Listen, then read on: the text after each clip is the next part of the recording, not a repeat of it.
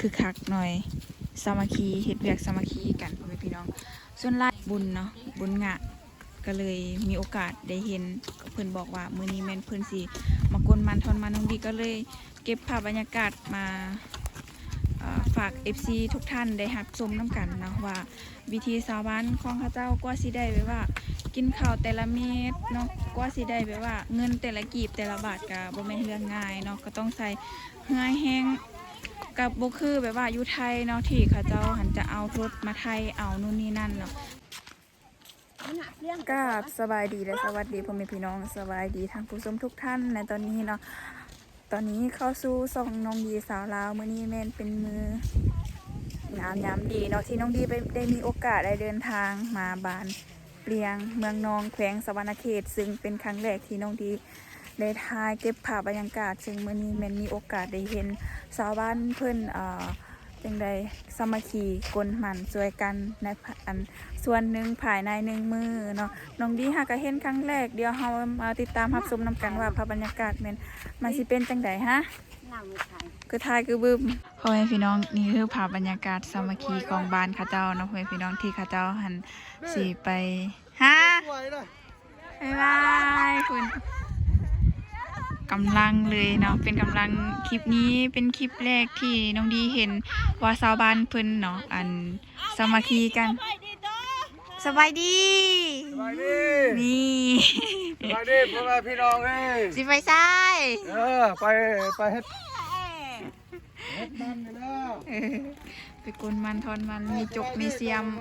มีกระจอกเสียมเนาะทางบ้านข้าเจ้าป้ามีผู้สาวงามเว้ยวันนี้เว้ยคนหลายแห่งวันนี้เดี๋ยวเราเบิ่งภาพบรรยากาศนำกันนะว่าสิคึกคักซ้ำใดเพราะว่าอยู่บ้านน้องดีจะบ่ค่อยเห็นภาพบรรยากาศที่เพิ่นสามัคคีแบบว่าหลายคนที่เขาเจ้าเฮ็ดสวนมันแบบนี้เนาะเพราะว่าแต่ละเทื่อมันก็จะเฮ็ดไผเฮ็ดมันเนาะเงินไผเงินมันจะบ่ค่อยแบบเอาแห้งกันแต่มื้อนี้เขาเจ้าก็สิเอาแห้งกันแบบว่าหลายๆคนมาเฮ็ดแบบว่าวันเดียวกันภายสวนนึงหั่นน่ะเฮ็ดภายใน1มื้อเนาะให้มันแล้วเนาะเพราะว่าหลังจากนั้นก็สิไปเฮ็ดอันส่วนอื่นต่อเนาะเบิ่งสวนซึ่งสวนตัวนี้แม่นจะบ่ไกลจากบ้านหลายเนาะพ่อแม่พี่น้องรายการเบิ่งภาพบรรยากาศนำกันเพียงเนาะทางนี้ภาษาเนาะกระสุนเผาคือกันแต่ว่าจะคล้ายๆกันกับจะบ่คล้ายจังไดอะทางนี้เขาเจ้าก็จะอยู่กับชายแดนติดกับเวียดนามเขาเจ้าก็เลยแบบส่วนหลายการนำใช้ชีวิตมันจะคล้ายๆแบบว่าทางเวียดนามนี่ส่วนเผาทางเวียดนามนะส่วนหลายทางนี้ก็จะสิเว้าแบบว่าภาษาเวียดนามนี่เก่งเนาะพ่อแม่พี่น้องมาเบิ่งภาพบรรยากาศเนาะชาวบ้านเพิ่นเฮ็ดเวียกเฮ็ดงานจะคึกคักหน่อยสามัคคีเฮ็ดเวียกสามัคคีกันพ่อแม่พี่น้องส่วนหลายอยู่บ้านน้องดีจะบ่ค่อยเห็นภาพบรรยากาศแบบนี้ทางนี้แม่นส่วนหลายเขาจะสิเฮ็ดเวียกคล้ายๆแบบเฮียนแบบคล้ายๆคือกับเวียดนามเพราะว่าเขาเจ้าสิอยู่ใกล้กับเวียดนามเนาะพ่อแม่พี่น้องซึ่งน้องดีมื้อนี้ก็คือโชคดีของน้องดีที่มีโอกาสได้ติดตามวิถีชีวิตของข้าเจ้าเนาะเนื่องจากว่าน้องดีก็บ่ได้ตั้งใจว่าสิได้เห็นสิได้มาเบิ่งเพิ่นไปกลมันดอกแต่ว่าน้องดีหันไปกินบุญเนาะบุญงะก็เลยมีโอกาสได้เห็นเพิ่นบอกว่ามื้อนี้แม่นเพิ่นสิมากลมันทอนมันน้องดีก็เลยเก็บภาพบรรยากาศมาฝาก FC ทุกท่านได้รับชมน้ำกันนะว่าวิธีชาวบ้านของข้าเจ้ากว่าสิได้แบบว่ากินข้าวแต่ละเม็ดเนาะกว่าสิได้แบบว่าเงินแต่ละกีบแต่ละบาทก็บ่แม่นเรื่องง่ายเนาะก็ต้องใส่เหือแห้งกับบ่คือแบบว่าอยู่ไทยเนาะที่เขาเจ้าหันจะเอารถมาไทยเอานู่นนี่นั่นเนาะแต่ว่าทางนี้เขาเจ้าสิเอาจุกส่วนหรือว่าจอบเขาเจ้าจะเอิ้นเนาะอันนี้คือภาพแบบสามัคคีนำกันก็จะประมาณนี้น้องดีกะหากะเห็นในมื้อนี้เนาะพี่น้องบุ้งหัวน้องดีสิได้ช่วยเพิ่นได้หลายน้อยสำใดเนาะนี่แต่ว่าก็ ยังดีที่แบบว่ามื้อนี้แม่นอากาศก็จะบ่ร้อนแฮงเนาะอากาศจะหนาวๆนี่อันนี้เขาจะเอาแห้งกันหลังจากแล้วสวนพื้นนี้แล้วเขาเจ้าก็สิเฮ็ดอีกส่วนไม้เลยเนาะภายในมือนึงแม่เขาเจ้าก็สิเฮ็ดให้แล้วฮะ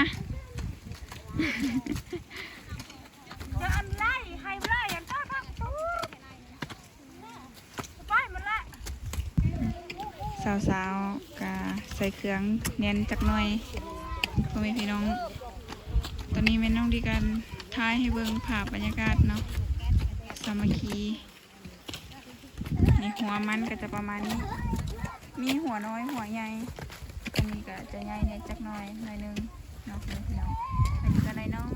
ยๆแล้วพ่อแม่พี่น้องเดี๋ยวเรามาเบิ่งน้องดีกับสีทายไปเรื่อยๆจนหอด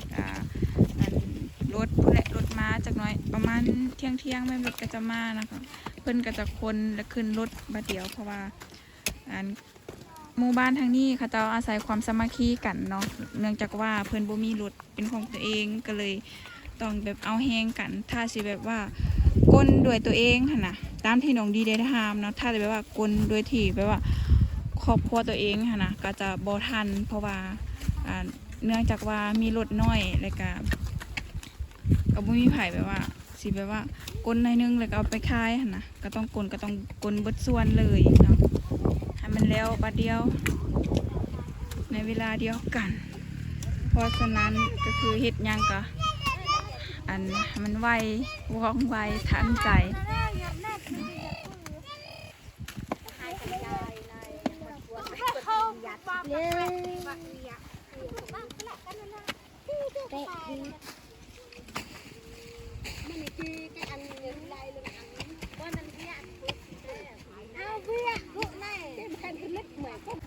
นี่พ่อแม่พี่น้องสาวๆเพิ่นกะสามัคคีกันพ่อแม่พี่น้องแป๊บเดียวแล้วเกือบแล้ว ก็คือว่ามันแล้วเบิดลายตืบแล้วพ่อแม่พี่น้องนี่เบิ่งอันนี้ก็จะเป็นหัวมันเพราะว่าภายในมือนึงต้องให้เต็มรถใหญ่คันหนึ่งเนาะเพราะว่าเพิ่นบ่มีรถแต่ถ้าแบบว่าบ่เอาแฮงกันหั่นน่ะเพิ่นก็จะบ่ทวงบ่ทันเนื่องจากว่าเพิ่นบ่มีรถเนาะเพิ่นก็ต้องอาศัยความสามัคคีบอกแบบว่าชาวบ้านมาช่วยกันแล้วก็หลังจากนั้นก็อะไรก็ไปส่งเฮงกันเอาเฮงกันอะไรไอ้พ่อพี่น้องน้องดีก็สวยค่ะเจ้ากันก็คือน้องดีก็คือเอาพามาตัดนี่มันจากเครือมันนะพ่อพี่น้องพูนข้าเจ้าหลังจากที่ข้าเจ้ากลแล้วยังบ่แล้วนะแต่ข้าเจ้าพักผ่อนตอนเที่ยงพูนพูนเดี๋ยวน้องดีบ่มีตะกล้องเนาะน้องดีก็เลยเอ็ดก่อนแล้วก็จังมาถ่ายอัปเดตเนาะเพราะว่าน้องดีมันไปหาเพิ่นก็ต้องสวยเพิ่นนำเนาะจักเล็กจักน้อยเนาะบ่หลายกันบ่น้อยกันหลายบ่หลายกันน้อยพ่อแม่พี่น้องหลังจากที่ข้าเจ้าเฮ็ดเวียกแล้วเนาะได้ครึ่งมือละตอนนี้แม่นเพิ่นก็สิได้แจกย้ายน้ำบอกน้ำบานนะพ่อแม่พี่น้องเพื่อให้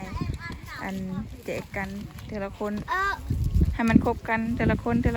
ฮะก็ได้ไว้นะน้ำแกะนะกับเพื่อนสีแกะเนาะแล้วก็แจกผู้ละป้องเพราะว่าแต่ละสวนเพื่อนก็สิเฮ็ดแบบนี้เบิดเนาะไปสวนใดไปสวนคนใดก็ต้องได้มีเนาะน้ำเพื่อนซื้อ3แก๊สพุ่นนายง่วยเด็กตึกไว้แกเอ้ยนี่เพื่อนสิเอิ้นกันนี่เพื่อนก็สิมาละบัดนี้เนาะหลังจากที่เพื่อนได้เฮ็ดละเพื่อนก็สิได้พักผ่อนสาวๆก็สิกินน้ำ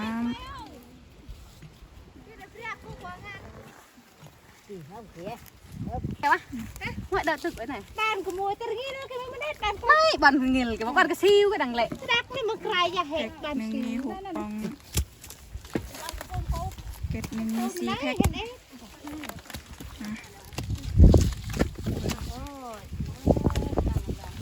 นายเล่นนี่มันก็กล้วยเลยก็ลูกกี้ไปยาวดังเงียมอยู่กูเลยดังเงียมเลยกล้วยเลย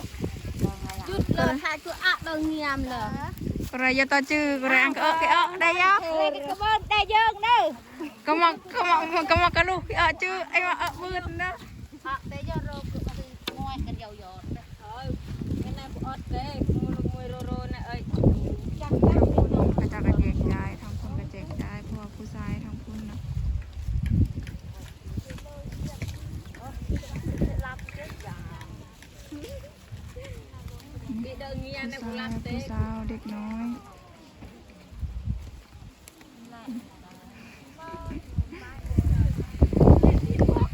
กระจากกระสวยกัน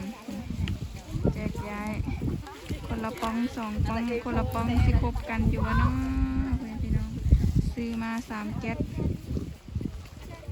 แต่อยู่บ้านน้องดีส่วนหลายเขาจะบ่ซื้อเป็นแก๊สแบบนี้เขาจะซื้อแบบแบบน้ำสปอกสปายเป๊ปซี่น้ำดอกน้ำแดงอีกอย่างนะแล้วก็เงินใส่จอกเอาแต่ว่าแบบนี้ก็สบายอีกแบบหนึงนี่ โยนเลยเว้ย แต่ก็มาดูน้องไว้เลย เก็บตัวนี้เบิดเป็นทีเรียบร้อยแล้วต่อเก็บตัวใหม่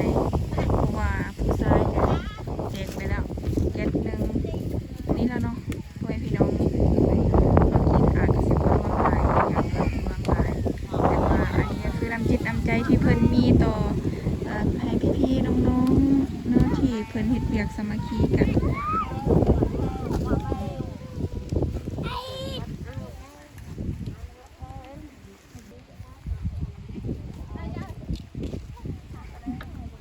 นี่ทุกสาวเลยนะน้องดีบ่กล้าทักปานใด บอกว่าโทรทัศน์ ไอ้บ้าไม่คือมาจื้อกินไม่จื้อเลย แต่ก็มาถามไม่พอที่ไหนมันได้กัน กี่ละกี่บ้านไปจื้ออยู่บ่อย่ายกมันจื้อ ลงเฟซบุ๊กอะไรนั่นไอ้บ้านเลี้ยงเอาได้ละคนโก้ เอาละรักนี่ ยาเลี้ยงตัวกันดิ จ้ะ เอ้ยช่วยยาเลี้ยง อย่าเรียกตื่นน้ำมาที่อดมาเวลจ้ะล่ะบ่คือมันกูบ่นางเวลกี่ เปิดนั่งสิ อายุ เล่นกี่อูโตเกียอยู่อ่าน อายุบิเวลแล้วตัวจุดสุกเนาะจ้ะพ่อแม่พี่น้องล่าสุดมีอันจื้อน้องมีคนจื้อน้องดีนะว่าน้องดีเคยออกทีวีว่ะเพราะว่าน้องดีหันเคยไปว่าไทยคลิป YouTube แล้วก็เพิ่นก็แบบเปิดให้เบิ่งในทีวีอีหยังหั่นนะเพิ่นก็เลยแบบหวังว่า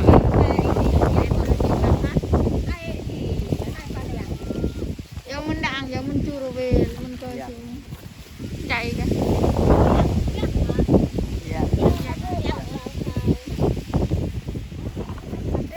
หลังจากที่กระเจ้าแจกน้ำเสร็จเป็นทีเรียบร้อยแล้วกระเจ้าก็เริ่มเฮ็ดเวียกต่อเนาะพ่อแม่พี่น้องบรรยากาศเนาะก็มีทั้งแดดทั้งฝนทั้งหนาวลมปะปนกันไปพ่อแม่พี่น้องเนาะน้องดีก็บ่คิดว่า อยู่บ้านแถวนี้หั่นนะกระเจ้าก็ยังยังเห็นคลิปน้องดีอยู่ที่น้องดีไปถ่ายคลิปกับบอตุกอยู่บ้านตั้งอะไรเนาะที่บ้านเกิดน้องดีทั้งน้องดีพาบอตุกไปที่น้องดีใส่อันเสื้อสีเหลืองกับทรงสีดำเพิ่นว่าเพิ่นเห็นน้องดีเพิ่นก็เลยทวงว่าอันได้เห็นตัวจริงแล้วแม่นแท้ๆว่าซั่นแม่น้องดีแท้แม่นที่บอกเห็นน้องดีแท้ๆ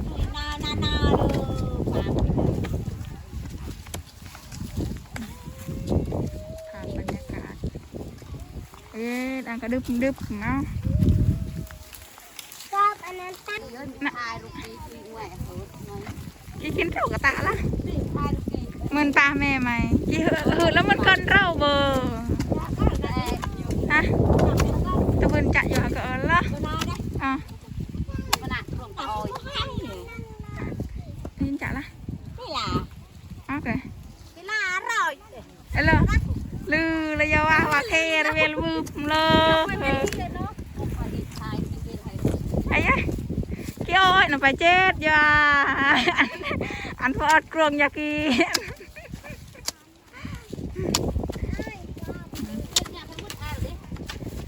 ดุงเบะคือไข่วุดดุงเฮียอยู่อ่ะอายม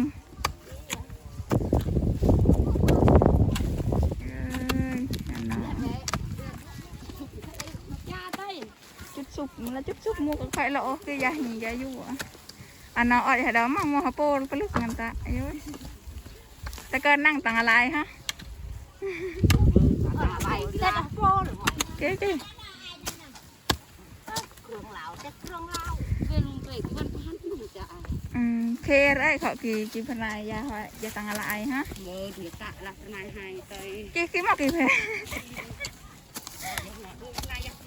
อ๋อ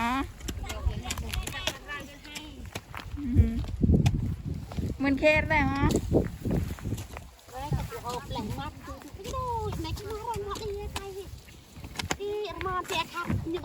FC ตัวยงเลยนี่ลองจื้อน้องดีมันเห็นคลิปน้องดี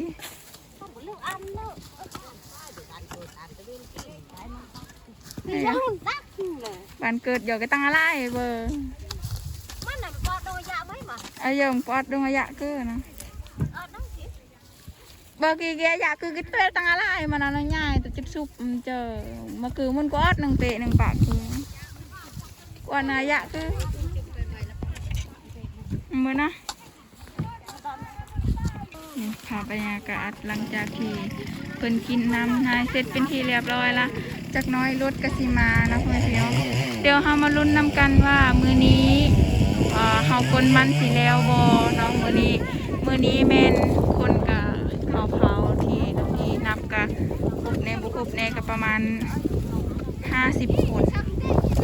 เนาะ50 คน50 ปลายคนนี่แหละเลยพี่น้องเนาะมาเบิ่งว่าเพิ่นสิไอให้อีหยังกินมื้อนี้เนาะเพิ่นสิเลี้ยงหยัง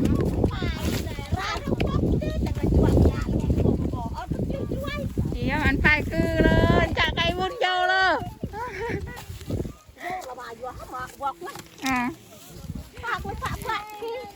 ที่หมายตะปะไก่บืดฮะเก๋ayo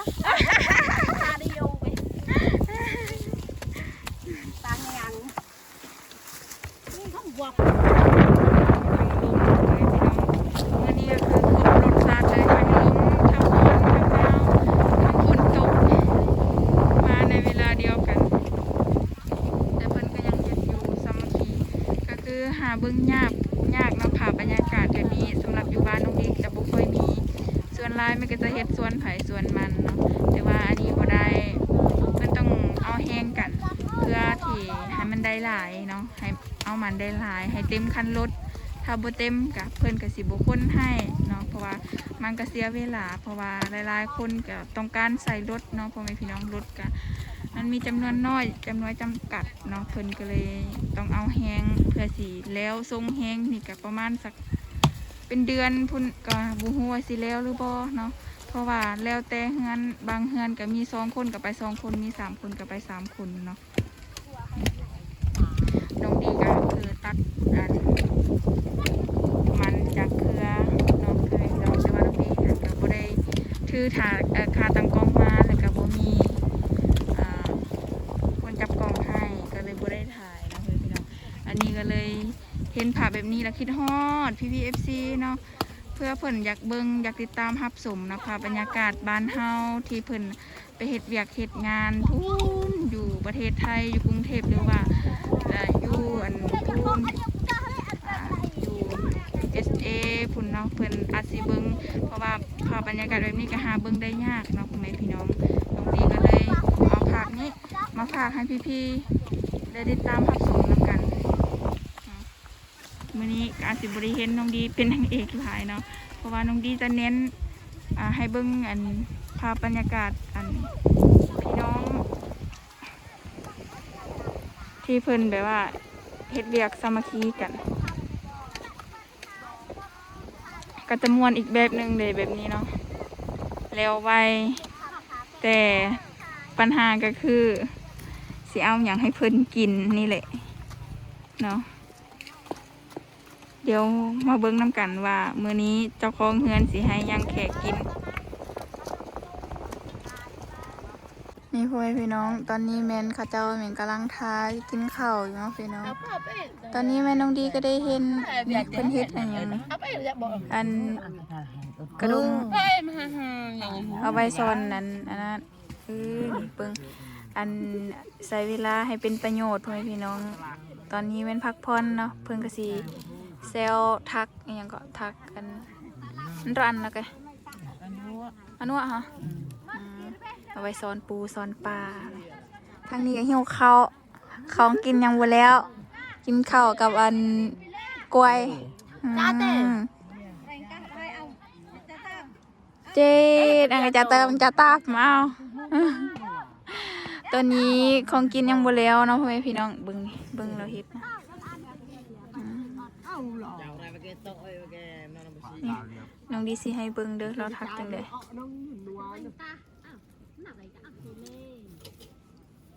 จะตาบแล้วแหละก็จะจ่าย เอ๊ะมากาลจ้ะตัวนั้นนี่กาล